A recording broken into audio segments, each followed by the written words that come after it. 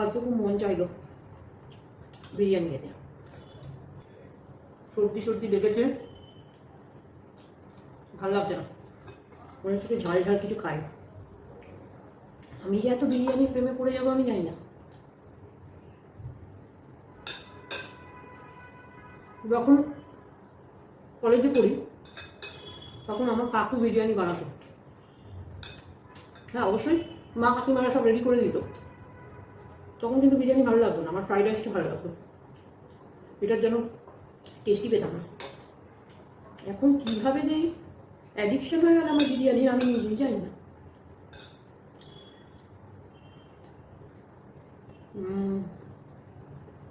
কলকাতাবাসী বিরিয়ানি ভালোবাসে না ওটা বলতেই পারে না। দারুণ দারুণ, এখনো সেম প্রাইসই নিচ্ছে, দাম কিন্তু বাড়ায়নি। মাংসটাও খারাপ দেয়নি দেখুন।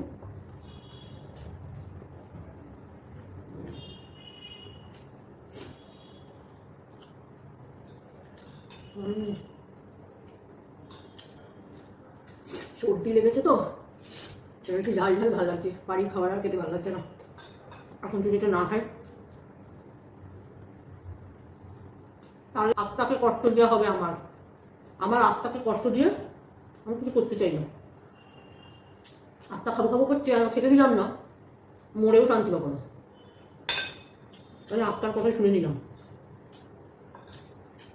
ভুল কাজ করেছি, খেয়ে একটু খেতে পারবো না? সবসময় কি মেপে ঝুপে খেতে হবে বলুন?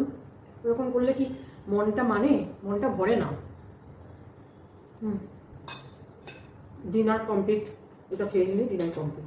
আরও অনেকটা রয়েছে, খাবো না, এটাই অনেক